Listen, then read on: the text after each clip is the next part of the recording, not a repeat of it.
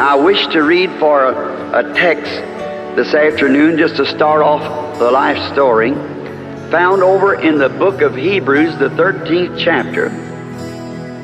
For Jesus also, that he might sanctify the people, with his own blood suffered without the gate. Let us go, therefore, to him without the camp, bearing his reproach. For here we have no continuing city, but we seek one to come. And my thought is that here we have no continuing city, but we seek one to come. I've stood in Rome, where the great emperors and the cities that they thought they would build immortal, and dig down 20 feet to even find the ruins of it. I've stood where the pharaohs had their great kingdoms, and you dig down in the ground to find where the great pharaohs ruled. All of us like to think about our city and our place, but remember, it cannot stand. When I was a little boy, I used to go to a great maple tree. This great, gigantic tree, it was the most beautiful tree. And I could see its great, mighty branches sway in the wind, great, huge trunk. And I said, you know, I believe that this tree will be here for hundreds and hundreds of years. Not long ago, I took a look at the old tree. It's just a snag. For here we have no continuing city. No, nothing here on the earth that you can look at will continue. It's got to have an end. Everything that's mortal has to give away to an immortality. Now, I used to see my father.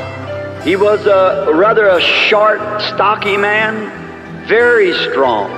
And he was one of the strongest little men that I knew of.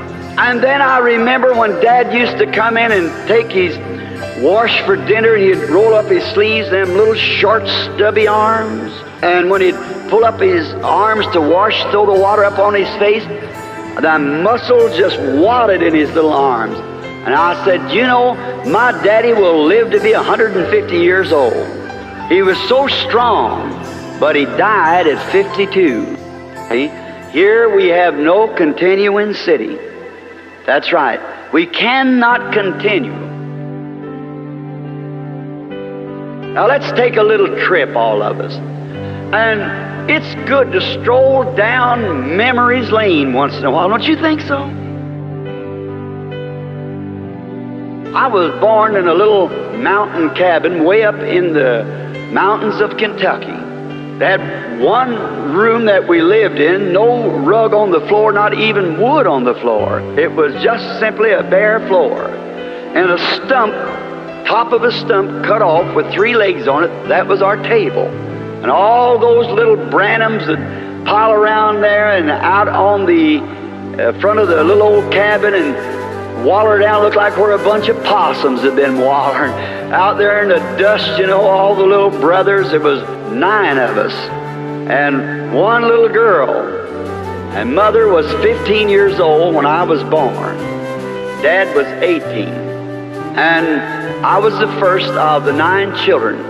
And they told me that the morning I was born, now we was very poor, just the poorest of poor. And we did not even have a window in this little cabin. It had like a little wooden door that you open. I doubt whether you ever seen anything like that. A little wooden door that opened instead of a window. You keep it open in the daytime, you closed it at night. We couldn't turn on the electric lights or even burn kerosene in those days. We had what you call a grease lamp. And I was born on April the 6th, 1909. Of course, you know that makes me a little over 25 now. And so the morning that I was born, Mother said that they opened up the window. Now, we had no doctors. There was a midwife. And that midwife was my grandmother. And so when I was born and my first beginning to cry, and Mother wanted to see her child, and And when they opened up the little window just at the break of day, about 5 o'clock, and there was an old robin sitting by the side of a little bush. Did you ever hear the legend of the robin, how he got his red breast? There was the King of Kings was dying one day on the cross. And he was suffering, and no one would come to him. He had no one to help him. And there was a little brown bird wanted to take them nails out of the cross. And he kept flying into the cross and jerking on those nails. He was too little to pull them out. And he got his little breast all red with blood. Ever since then, his breast has been red. He was sitting at the side of the window, chirping as the robins sing, and Dad pushed back the window.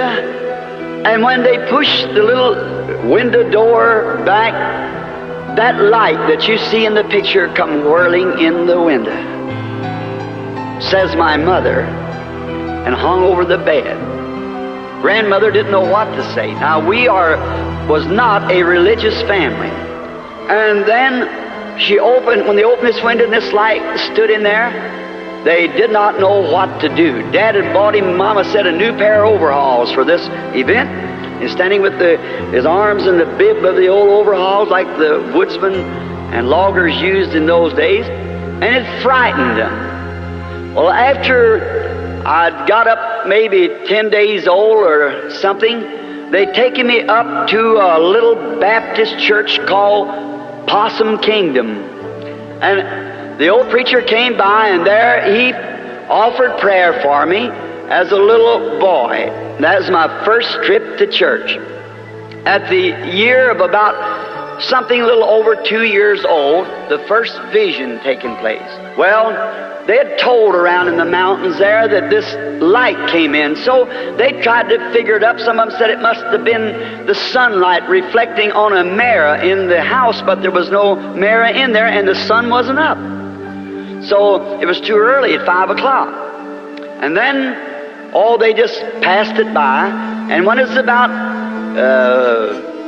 supposed to be near 3 years old, now I have to be honest. There's things here that I do not like to say. And I wish I could bypass it and not have to say it, but yet to tell the truth, you must tell the truth. If it's on yourself or your people, be honest about it, then it's always the same. My father was a long way from being a religious person. He was a typical mountain boy that drank constantly all the time. And he had gotten in some trouble in a fight. He could not come back because the law was looking for him. And then when we'd heard from him by letter, signed by another name, but that he had told Mother how it would be, that she'd hear from him. And then I remember one day, the spring, this little cabin was just behind the house, and during that time, after there's 11 months difference between me and my next brother.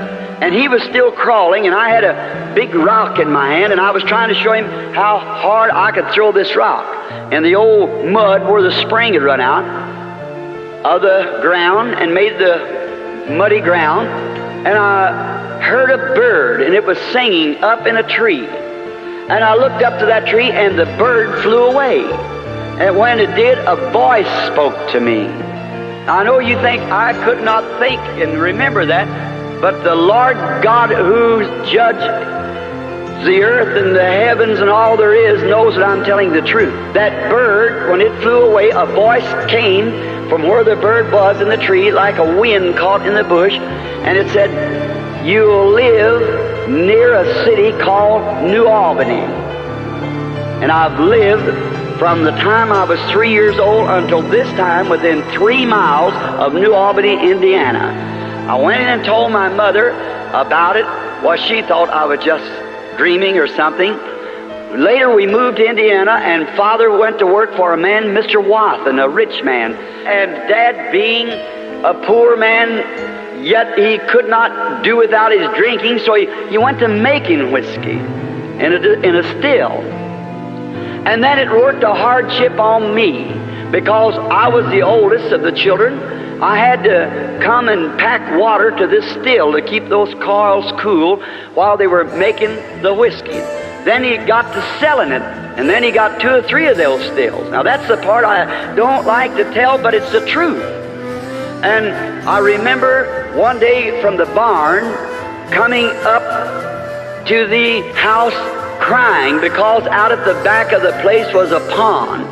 One day packing water from back out at this pump, which was about a city block, I was squalling to who wouldn't have it because I'd come from school and all the boys went out to the pond fishing. I just loved to fish. And so they all got to go fishing but me, and I had to pack water for this still. Of course, that had to be Mom is prohibition. And it was such a hardship. And I stopped under this tree, and I was sitting there just squalling. It was in September. Because I wanted to go fishing, I had to pack several tubs of water with little molasses buckets, just about that high, half a gallon, because it's just a little lad of about 7 years old. And I'd pour them in a big tub and then go back and get another 2 buckets and come back pumping it. That's the water we had. And there's going to run off a batch of that corn whiskey that night. These men with Daddy up at the house. And I was crying, and all at once I heard something making a noise like a whirlwind, something like this. Now I hope it isn't too loud, going, just a noise like that.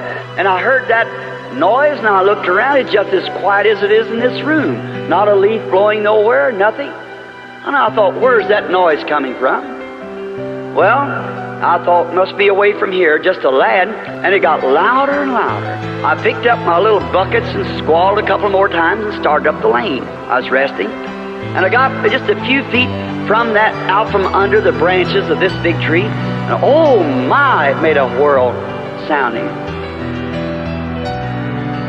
Well, I started up the lane again, and I turned to look at this again. And when it did, a human voice, just as audible as mine is, said, don't you never drink, smoke, or defile your body in any way. There'll be a work for you to do when you get older. Why, it like to scared me to death. You can imagine how a little fella felt.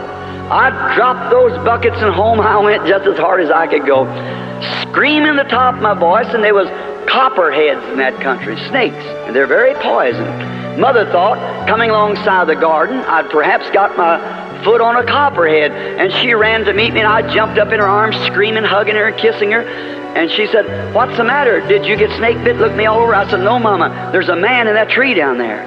Told me not to drink and not to smoke. Drink whiskeys and things, and I was packing water to a moonshine still right then. And it said, don't you never drink or defile your body in any way. That's immoral, you know, and my child, young manhood with women. And to my best, I have never one time been guilty of such. The Lord help me of those things, and as you go along, you'll find out. So then, don't drink or don't smoke or do not defile your body, for there will be a work for you to do when you get older. And then sometime about a month after that, I was playing marbles out with my little brothers out in the front yard, and all at once I had a strange feeling come on me. And I stopped and sat down on the side of the tree, and we were right up on the bank from the Ohio River. And I looked down towards Jeffersonville, and I seen a bridge rise up and go across the river, span the river, and I seen 16 men, I counted them, had dropped off of there and lost their lives on that bridge.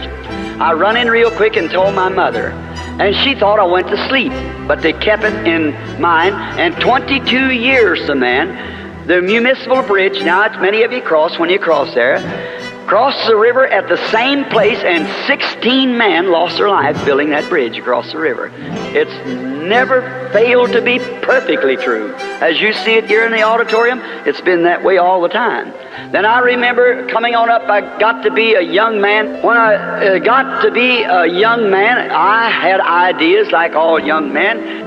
Going to school, I found them little girls, you know, I was real bashful, you know, and I finally got me a little girlfriend.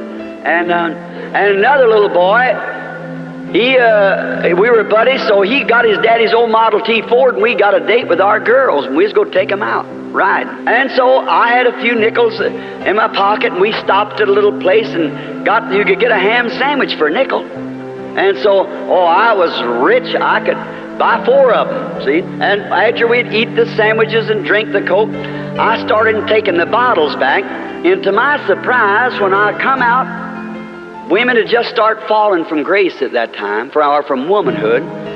My little dove was smoking a cigarette. Well, I've always had my opinion of a woman that would smoke a cigarette, and I haven't changed it one bit from that time on. That's right. It's the lowest thing she can do. Well, when I seen that pretty little girl just acting smart, this cigarette in her hand, that like to kill me, because I really thought I loved her.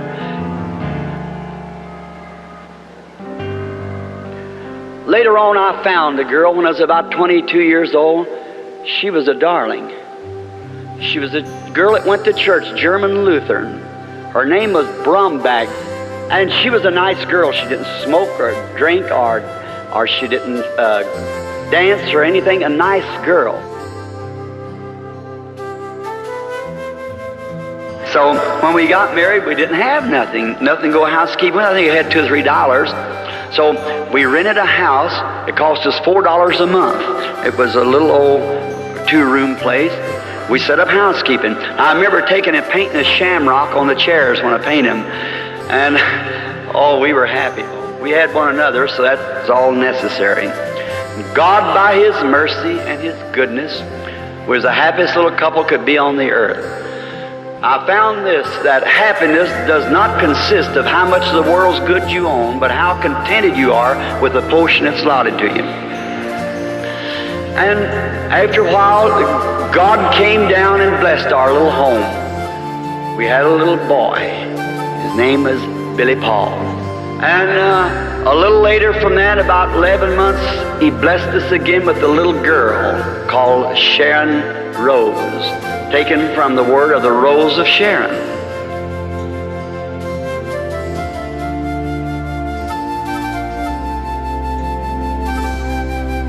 And I remember one day I had saved up my money, and I was going to take a little vacation, going up to a place, Papaw Lake, to fish. And on my road back, and during this time, I'm leaving out my conversion. I was converted and was ordained by Dr. Roy Davis in the Missionary Baptist Church, and had become a minister and have the tabernacle that I now preach in Jeffersonville. And I was pastoring the little church, and no money. I pastored the church 17 years and never got one penny. I didn't believe in there wasn't even an offering plate in it. And what tithings I had from work and so forth, had a little box on the back of the building, said, little sign on it, insomuch as you have done unto the least of these my little ones, you have did it unto me. And then that's how the church was paid for.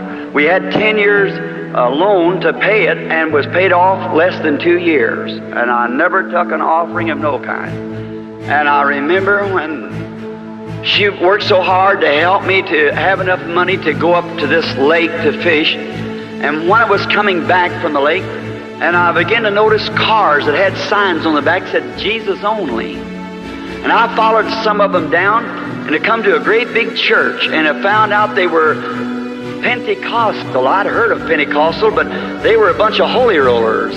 They laid on the floor and frothed at their mouth and everything that they told me about. So I didn't want nothing to do with it. So I heard them all carrying on in there, and I thought, I believe I'll just walk in. So I stopped my old Ford and walked in, and all the singing you ever heard in your life. Well, I listened to some of their teachers. They were standing there, they were teaching about Jesus and how great He was and how great everything was, and about a baptism of the Holy Ghost. I thought, what are they talking about? But you know, something about it, longer I sit there, the better I liked it. There was something seemed to be real good. And that night, I prayed for her all night. I said, Lord, what is this I got into? I never seen such religious people in my life. And I said, help me to know what this is all about. And the next morning, I got down there and invited us for breakfast. Of course, I wouldn't come eat with him because I had nothing to put in the offering. And he said, last night on the platform, there was a young preacher here, a Baptist and said he was the youngest preacher on the platform. His name was Branham. Does anybody know any whereabouts of him? Tell him to come on, we want him to bring the morning message. I stood up there, I said, well, I don't know about this. I was fumbling real nervous, you know, and I got over here around Luke 16, and I thought, well, and I got on the subject, and he lifted up his eyes in hell and cried. Then I cried. Something got a hold of me. My, oh my. I don't know what happened. But when I kind of got to myself, I was standing on the outside. Then people got screaming and shouting and crying, and we had an awful time. When I come outside, there's a fellow walked up to me with a great big Texas hat on, big boots. Walked up and said, I'm Elder so-and-so. Said, why don't you come down to Texas and hold me a revival? Let me put that down, mister. I put it down like that. Here come a fellow up with one of these little kind of a golf trousers on, where he used to play golf, you know, they had them little blouse thing. He said, I'm Elder so-and-so from Miami. I'd like to... all right, so I grabbed these things, and home I went. Wife met me, and she said, why you sound so happy about Billy? I said, oh, I met the cream of the crop. My, it's the best you ever seen. Them people ain't ashamed of their religion, and oh, I told her all about it. I said, and looky here, honey, a whole string of invitations. Them people. He said, they're not holy rollers, are they? I said, I don't know what kind of rollers they are, but they got something that I needed. Never heard such in my life. I said, will you go with me? She said, honey, when I married you, I would stick with you until death shall separate us. She said, I'll go. She said, I will tell the folks. And so Miss Brumback asked for me to come up. Well, she said, what's this you're talking about? She said, the very idea. Do you think you'd drag my daughter out amongst stuff like that? Said, ridiculous, that's nothing but trash that the other churches have thrown out. I said, but you know, Miss Brumback, down in my heart, I feel that the Lord wants me to go with them people. She said, you go back up to your church until they're able to afford a parsonage for you and act like a man's got some sense. Said, you're not taking my daughter out through there. I said, yes, ma'am. I turned around, walked out, and Hope started crying. She came out, she said, Billy, regardless of what Mama says, I'll stay with you. Bless her heart. And I said, oh, that's all right, honey. And I just let it go.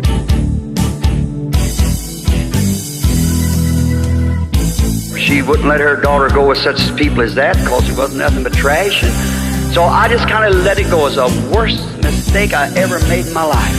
One of the worst.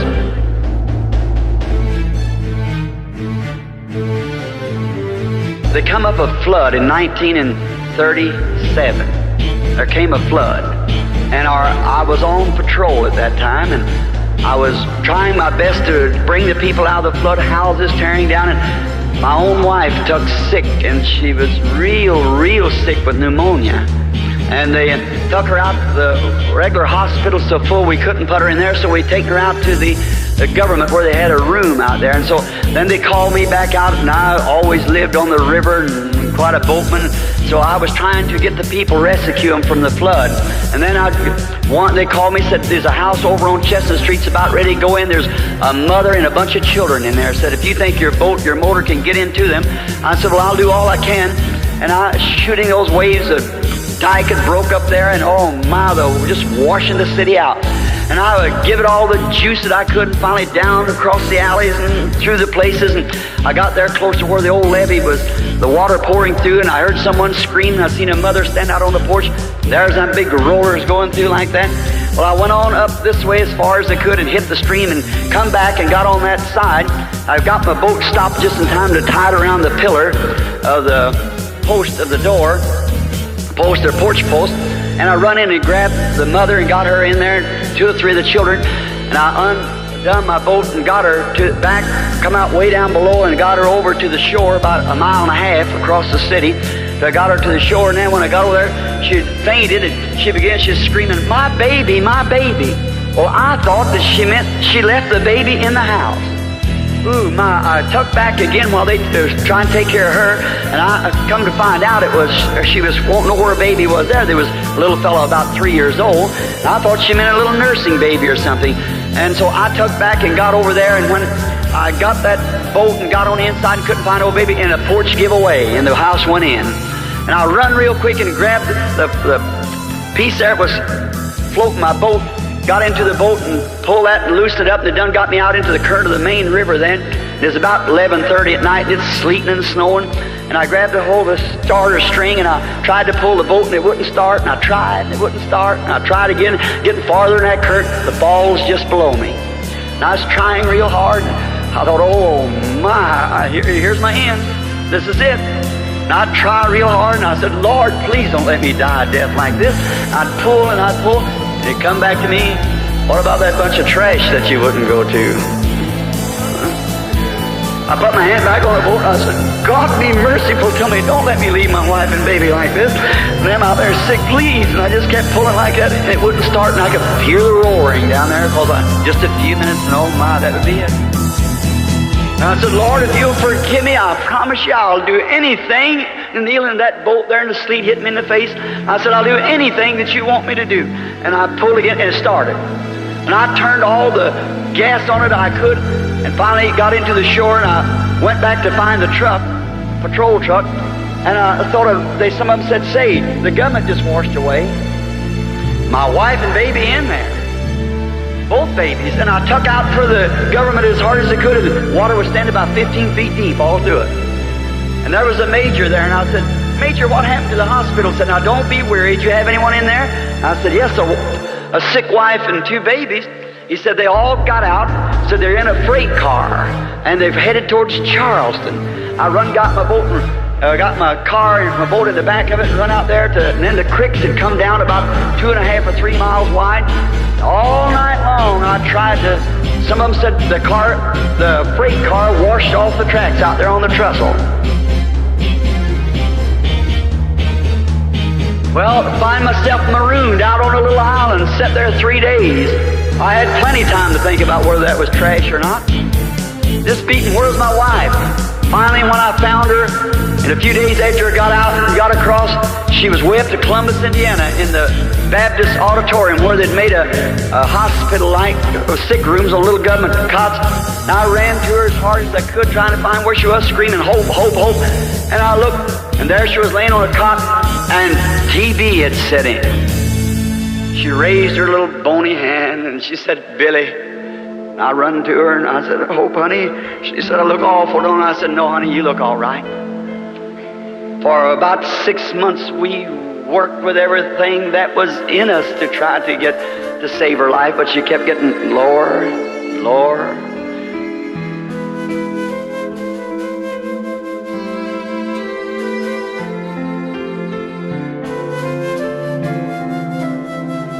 One day I was on patrol, and I had my radio turned on, and I thought, I heard him say, make a call on the radio, said, for William Branham, wanted the hospital at once, wife dying. I rushed back to the hospital as quick as I could, turned on the red light and the siren and took off. And then I got up at the hospital, and I stopped running, coming down through the hospital. I seen a little buddy of mine that we fished together, we run together as boys, Sam Adair. And so then here he come out like that, and had his hat in his hand. He looked at me and he just started crying. And I run up to him, throw my arms around him, he put his arms around me, he said, Billy, she's going.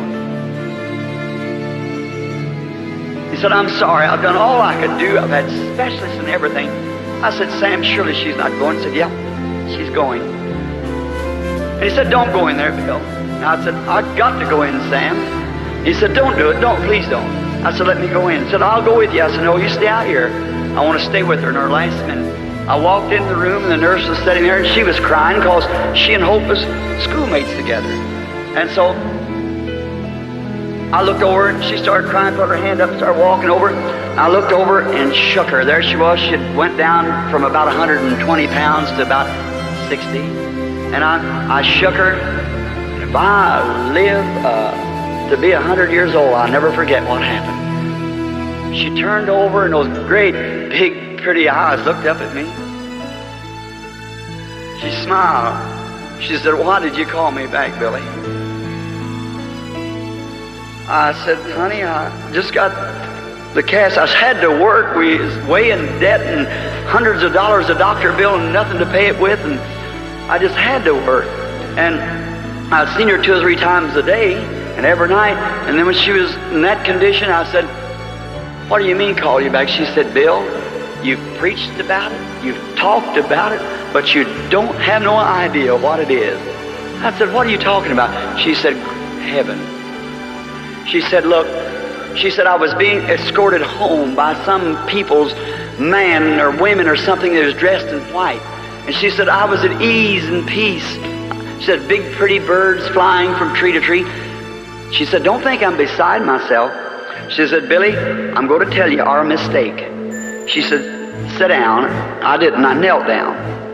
Took her hand. She said, you know where our mistake is? And I said, yes, sweetheart, I do. She said, we should have never listened to Mama. Them people were right. I said, I know it. She said, promise me this, that you'll go to those people. Said, because they're right.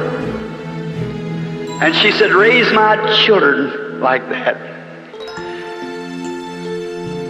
She said, I want to tell you something. She said, I'm dying. I said, I don't dread going. Said, it's beautiful. She said, the only thing I hate to leave you, Bill. And I know you got these two little children to raise. She said, promise me that you'll not stay single and let my children be pulled about from pillar to post. That's a sensible thing for a 21-year-old mother.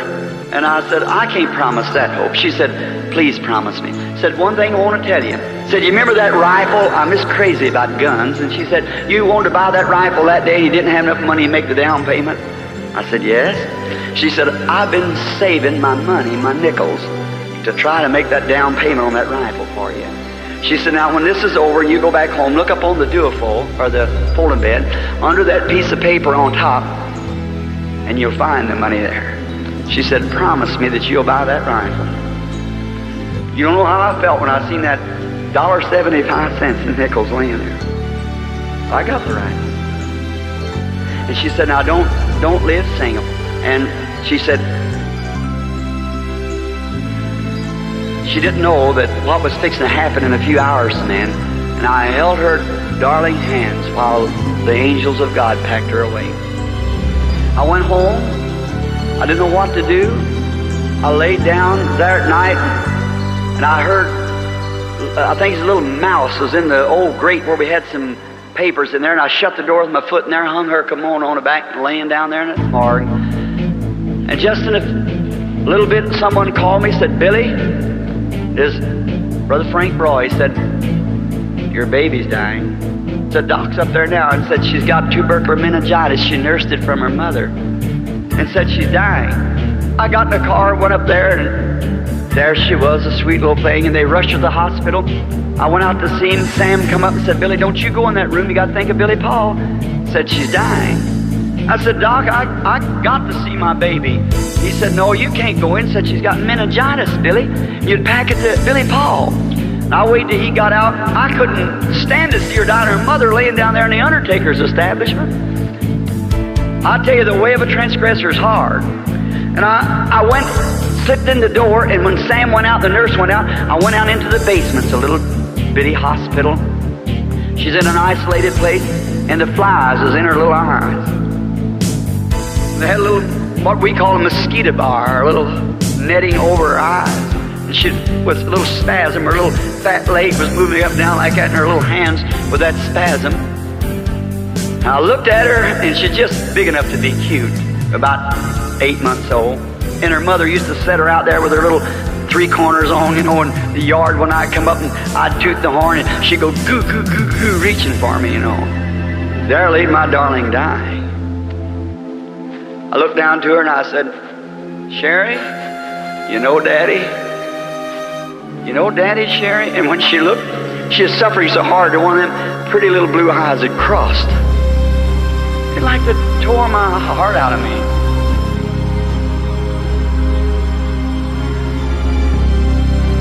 I knelt down, I said, Lord, what have I done?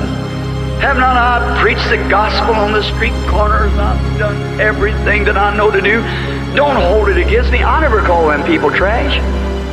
It was her that called them people trash. I said, I'm sorry it all happened.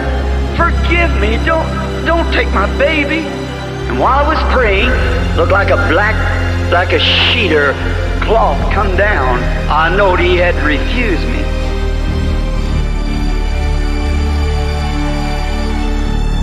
Now there was the hardest and the most treacherous time of my life.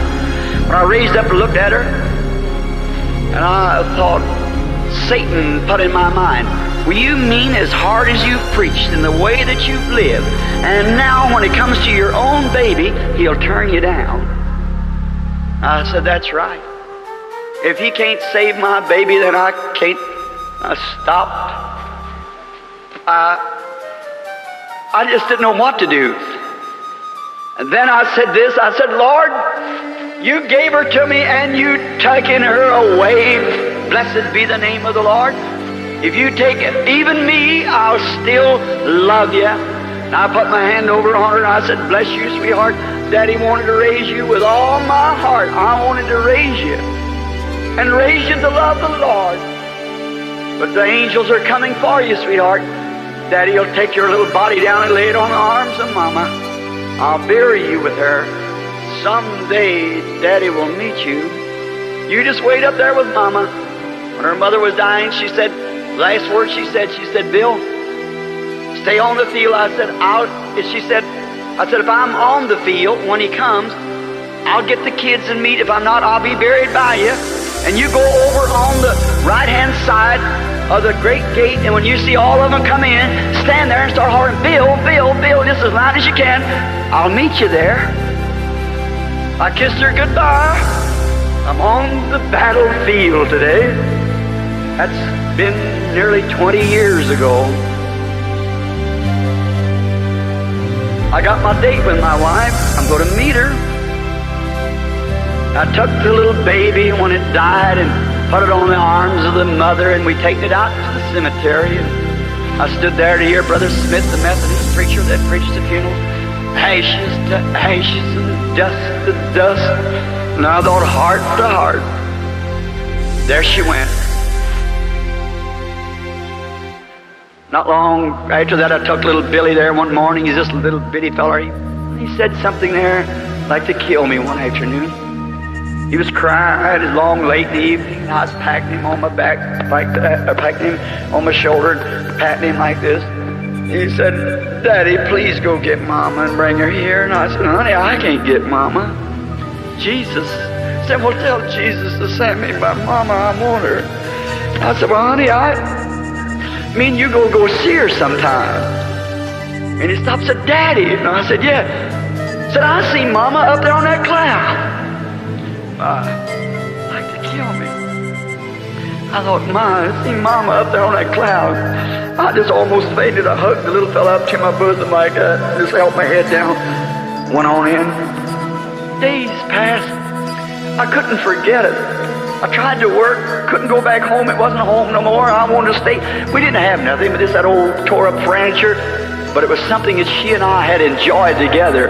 It was home. And I remember one day I was trying to work in the public service. I went up to fix an old secretary was hanging down. It was real early in the morning, and I climbed up this cross, and I couldn't get that baby up. I could see my wife going, but that baby going, just a little bitty thing. And I was on there and I was singing, on the hill far away stood an old rugged cross, and the primaries run down to the transformer and went out into, secondary. And I was hanging up there on it, and I happened to look at the sun coming up behind me, and there my hand stretched out, and the sign of that cross on the hillside. I thought, yes, it was my sins that put him there. I said, Sharon, honey, Daddy wants to see you so bad, honey. I would like to hold you in my arms again, you darling little thing.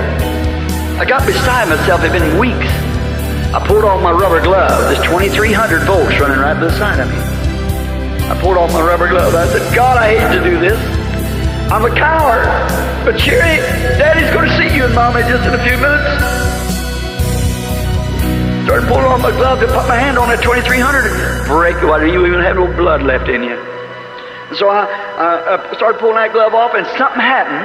When I come to, I was sitting on the ground with my hands up like this to my face, crying. It was God's grace, or I would have been having a healing service here. I'm sure of that. It was Him protecting His gift, not me. I started home. I quit. Put my tools away and went back. I said, I'm going home. I started around the house, and I picked up the mail in the house, kind of cold, and I went in. We had one little room. I was sleeping on a little cot there, and the frost coming up, and that old stove. I took the mail, and I looked in the mail, and the first thing on there was her little Christmas saving, 80 cents. Miss Sharon Rose Branham. There it was all over again. I'd been game warden. I reached in there and got my gun, pistol, out from the holster. I said, Lord, I can't go this anymore. I'm dying. I'm so tormented. I pulled the hammer back on the gun, put it up to my head, kneeling there on that cot in that dark room. I said, Our Father, art in heaven, hallowed be thy name. Thy kingdom come, thine will be done. As I tried, I squeezed that trigger as hard as I could. I said, on earth as it is in heaven. Give us this day our daily bread. And it wouldn't go off. I thought, oh God, are you just tearing me to pieces? What have I done? You won't even let me die. And I threw the gun down and went off and shot through the room. I said, God, why can't I die and get out of it? I just can't go no farther. You've got to do something to me. And I fell over and started crying on my little old dirty bunk there. And I must have went to sleep. I don't know whether it was asleep or what happened.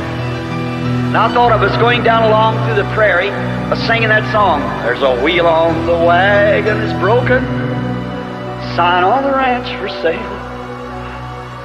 As I went along, I noticed an old covered wagon, like an old prairie schooner, and the wheel was broke. Of course, that represented my broken family. And as I got close, I looked, and there stood a real pretty young girl, about 20 years old, white flowing hair and blue eyes, dressed in white. I looked over at her. I said, how do you do?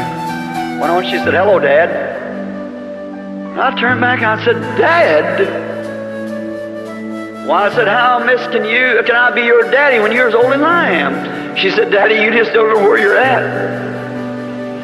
And I said, well, what do you mean? She said, this is heaven. Said, on earth I was your little Sharon. Well, I said, honey, you was just a little baby. Said, Daddy, little babies are not little babies. Sure, they're immortal. They never get old or never grow. And I said, oh, Sharon, honey, you're a pretty young woman. She said, Mama's waiting for you. And I said, where? She said, up at your new home. And I said, new home? Branhams are vagabonds. They don't have homes. They just... And I said, well, I never had a home, honey. She said, but you got one up here, Daddy. I don't mean to be a baby, but it's just so real to me. As I start to thinking of it, it all comes back again. She said, you got one here, Daddy. I know I got one over there. Someday I'll go to it. She said, where's Billy Paul, my brother? I said, well, I left him at Miss Broy's just a few minutes ago. Said, Mother wants to see you. And I turned and looked, and there was great big palaces, and the glory of God coming up around him, and I heard an angelic choir singing, my home, sweet home. I started up a long steps running just as hard as I could, and when I got to the door, there she stood, a white garment on, that black hair long, holding down her back. She raised out her arms as she always did when I come home tired from work or something. I caught her by the hands and I said, honey, I seen Sharon down there. I said, she made a pretty girl, didn't she? She said, yes, Bill. She said, Bill, put her arms around me, and she said, just around my shoulders. She started patting me. She said, stop worrying about me and Sharon. I said, honey, I can't help it. She said, now Sharon and I are better off than you are. And said, don't worry about us no more. Will you promise me? And I said, I said, I've been so lonesome for you. And for Sharon, and Billy cries all the time for you. I said, I don't know what to do with him. And she said, it'll be all right, Bill. She said, just promise me you won't weary no more. And she said, won't you sit down? And I looked around, and there's a great big chair. And I remember I tried to buy a chair. I tried to buy a chair one time. We just had them old common wooden bottom chairs for that breakfast set. We had to use them, the old chairs we had. And we could buy one of these chairs that let back in the back like I forget what kind of easy rest chair. And it cost $17. You could pay $3 down and $1 a week. And we got one. And when I come in, I'd work all day and preach till midnight around the streets and wherever I could preach. And one day, I got behind on my payments. We couldn't make it. And it got day after day. And finally, one day, they come and got my chair. Took it. That night, I never will forget, she had me a cherry pie baked, poor little old thing. She knew I was going to be disappointed. And after supper, I said, what's you so good about tonight, honey? And she said, say, I had the boys over in the neighborhood to dig you some fishing worms. Don't you think we ought to go down to the river and fish a little while? And I said, yes, but... And she started crying. I knew there was something wrong. I had an idea, because it already sent me a notice it's coming to get it. We couldn't make that $1 payment a week. We couldn't afford it. She put her arms around me, and I went to the door, and my chair was gone. She told me up there, she said, you remember that chair, Bill? And I said, yes, honey, I remember. So that's what she's thinking about, wasn't it? Yeah. She said, well, they won't take this one. This one's paid for.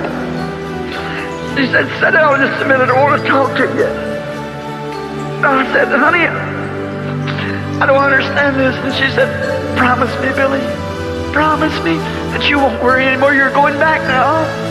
I said, promise me you won't worry. And I said, I can't do that. And just then I come to. It was dark in the room. I looked around and I felt her arm around me. I said, oh, are you here in the room? Started patting me. She said, you gonna make me that promise, Bill? Promise me you won't weary no more? I said, I promise you. And then she patted me 2 or 3 times, and she was gone. I jumped up and turned on the light, looked everywhere. She was gone. But she's just gone out of the room. She isn't gone, she's still living. She was a Christian. Billy and I went to the grave here some time ago, packing a little flower for his mother and sister, just on an Easter morning, and we stopped. The little fellow started crying. He said, Daddy, my mom is down there. I said, no, honey, no, she ain't down there. Sister ain't down there. We got a folded over grave here, but way across the sea there's an open grave where Jesus rose, and someday he'll come, he'll bring Sister and Mama with him. I'm on the battlefield today, friends. I just can't tell anymore. God bless you. Let's bow our heads a minute.